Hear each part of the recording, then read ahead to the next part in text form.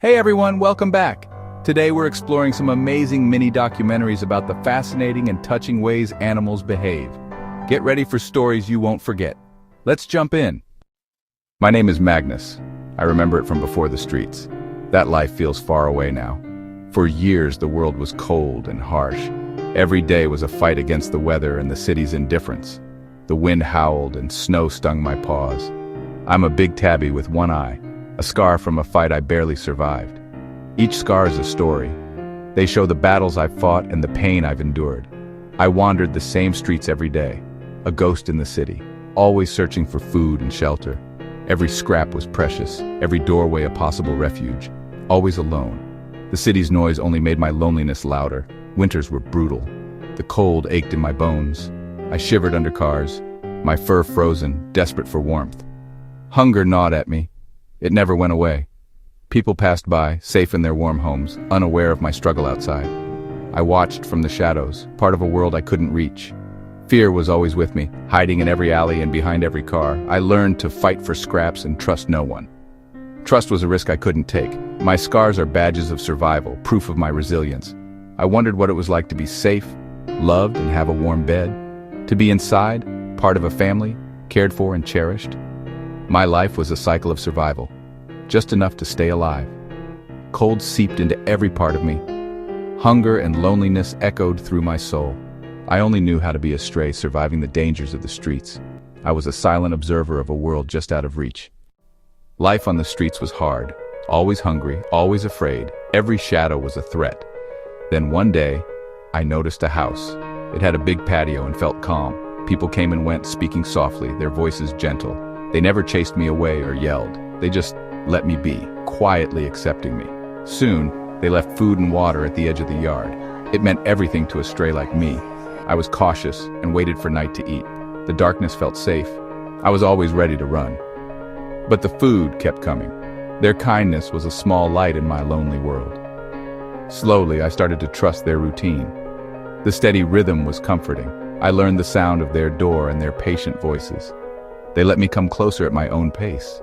They never tried to catch me. Their quiet kindness helped me lower my guard. One day, a metal box appeared on the patio. I'd never seen anything like it. Inside was the best-smelling food. The scent was impossible to resist. My instincts screamed, "Trap!" I wanted to run and hide, but hunger and memories of cold nights made me pause. I circled the box for hours, torn between fear and hope. The humans watched from inside, waiting patiently, never rushing me. I was tired of being cold, hungry, and alone. I wanted something better. Maybe this was my chance, a way out of the struggle. With a trembling heart, I took the risk. I chose to trust, just this once. I stepped into the metal box, lured by the food. The door snapped shut. Panic hit me. I was trapped. The humans came out, speaking softly. They covered the cage with a blanket. Darkness was oddly comforting as they carried me away. I thought my life was over. But instead of harm, I found myself in a bright, clean place, a vet clinic. A woman in a white coat opened the cage and spoke gently. I was scared, but too tired to fight. This was the start of something new, though I didn't know it yet. The humans hadn't trapped me to hurt me. They wanted to help. They saw a lonely, one-eyed cat and chose to help. That day, I thought I'd lost my freedom, but really, it was the first day I was truly free. The clinic felt like another world, quiet, full of care and purpose. The waiting room buzzed softly. I was safe. I got my own kennel.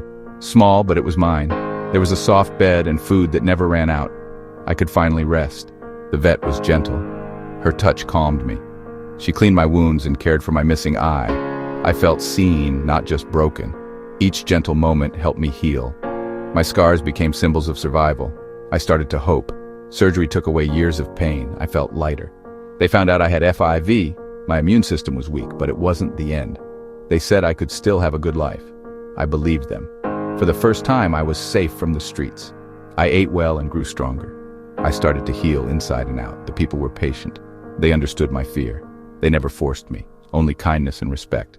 They were from Chayton's Orphelins, Montreal, a name full of hope. They saw past my scars and believed in me. My time there was more than healing my body. I learned to trust again, to open my heart. Fear faded.